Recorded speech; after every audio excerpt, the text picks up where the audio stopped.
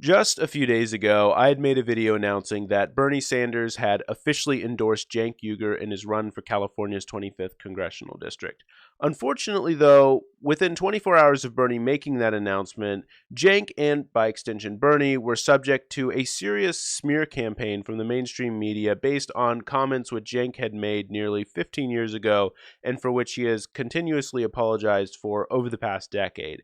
And the resulting effect was essentially that Bernie retracted his endorsement. Now, it's a little bit more complicated than that because technically Cenk put out a tweet saying, hey, I won't be accepting any endorsements because he didn't want to hurt Bernie or anyone else making those endorsements, sort of by association. And then as a result of that, Bernie put out a tweet saying, in light of Cenk saying this, I retract my endorsement. Now, keeping it real, there was probably stuff going on behind the scenes, which honestly you and I will probably never know about. We'll probably never know exactly sort of what really happened, if there was more than that, which I speculate there probably was.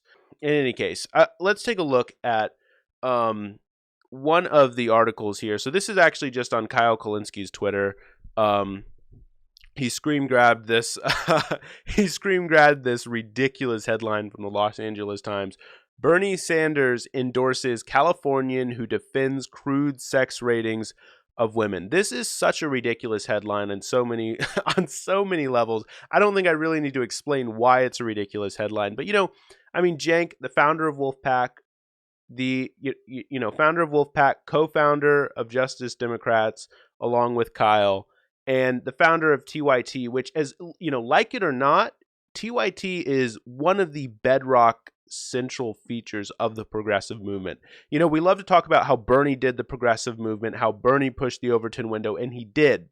But the thing is, Bernie wouldn't have been able to do that if TYT wasn't online, essentially getting young people ready for these ideas, so that then when Bernie comes out saying them, people are like, those ideas aren't actually all that crazy. Maybe I do agree with some of those ideas. I know in my case, I had been listening to Cenk for really since middle school, late middle school, early high school. I've been listening to TYT, at least sort of on and off since then, because that was all that was online. TYT was the only thing really online. If I didn't want to watch CNN, there was the Young Turks, right?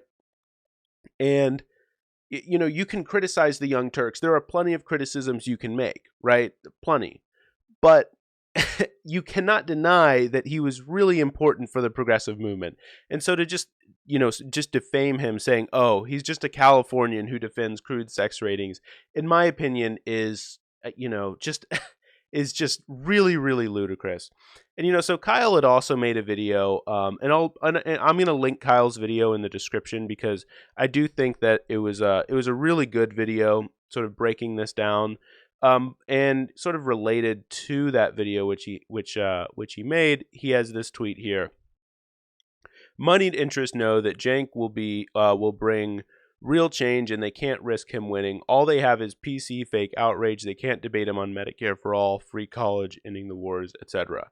I mean, this is just absolutely true, right? There is, if we got to debate on the issues, right? But they can't debate on the issues, so they turn around and smear. Christy Smith, go to her website, go to her Twitter page. She doesn't talk about issues. She doesn't have an issues page. All she talks about is how she's like a qualified woman. And look, and I'm not denying that. Her resume seems great. It does. She is qualified in some sense to be in elected office in this country. I'm not denying that. But then when I hear, her average contribution is $2,700, when I hear that, she doesn't support Medicare for all, when I hear that she's defending police officers days after racialized shootings, I look at that and I see that as disqualifying. Her resume may be qualifying, but her subsequent actions, in my mind, seem to disqualify her. It seems to say, hey, I don't know if I can trust this person to actually make the kind of active change in the world, in Congress, in America, that we need to see. And The other thing I want to bring up is, you know, on the left, because Kyle in his videos, he talks about how we can't just be engaged in a circular firing squad. Like, if we want to get these issues done, we have to work together. And this is really true, especially on the left. The left is by necessity a necessarily coalitional group in a way that the right isn't necessarily. The right, there's one, two, maybe three major identity groups which essentially make up the right, at least in America.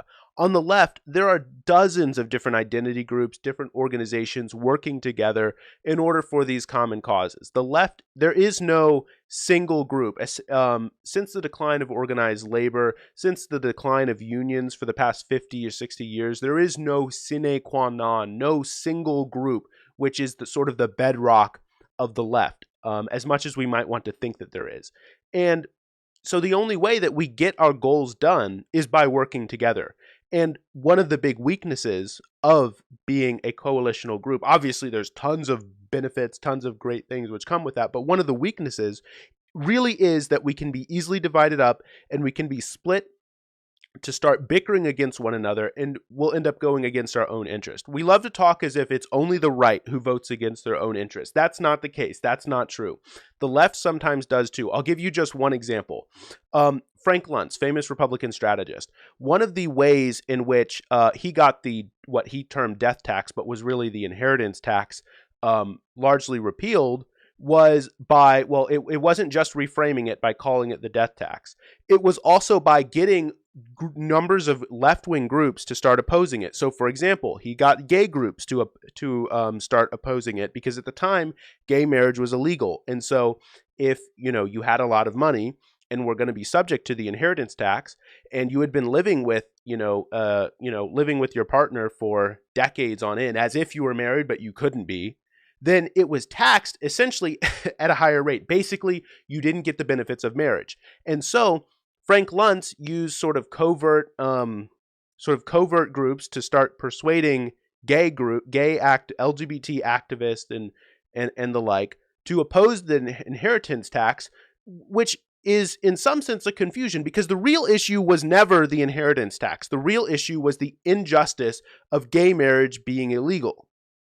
And so anyway, basically, LGBT groups came out and called their Democratic politicians like, hey, look, you got to oppose the inheritance tax. And so what do? You end up with a vote in Congress, which just a few decades ago, Republicans wouldn't have supported repealing the death tax, repealing the inheritance tax or peeling it back. And now, a few decades later, you've got even Democrats starting to fight for pulling it back. And so that's just one example. There are others, but that's one example of how, if we come apart, if corporate media, the Democratic establishment, if they start getting us bickering against one another, we'll never get our goals done. We'll end up in a circular firing squad. We won't be able to work together. And so, I say, like, we have to be able to extend forgiveness to people. And I think Cenk is a good candidate for forgiveness in that he has been fighting for years, albeit imperfectly, but he has been fighting for these good left-wing positions for decades, for like a decade, for years and years. And that's not to say he hasn't made mistakes since. Of course he has. We all have. But he does seem, to me at least, to be someone who's willing to say, hey, look, I made mistakes. I'm trying to get better. And I think we should we should be willing to extend forgiveness. The last little thing I just wanted to really quickly show you is over here, Sagar's Twitter. Sagar, of course, from Rising, really great, love him. He had this one to say. And by the way, and he has these 3 tweets about it, but I'm just going to read this one. And by the way, none of the people tweeting about Cenk actually care about anything he said. It's revenge for the mini segments he's done slamming the mainstream media. Show me outrage tweets from Joy Reid's blog post, and maybe I'll consider them genuine. This is honestly, Sagar is so great because he's absolutely right. Because a lot of these people who are outraged aren't even people who are outraged by these. I mean, there are Republicans making these kinds of things. who, people who have made equally, if not worse, comments about women, making these articles, making these smear criticisms, and then certain people on the left take them as genuine criticisms, who maybe don't know Cenk or do know him, but then don't like him for other reasons, and then take them as legitimate criticism, and then people have to turn around, and then we start fighting against one another, and then we're not able to go and fight for our policies and positions that we do believe in. Like, Christy Smith, love her or hate her, she isn't going to fight for free college. She isn't going to fight for Medicare for all. She isn't going to fight to end the wars. She's not going to do that. She's going to do whatever Nancy Pelosi wants her to do.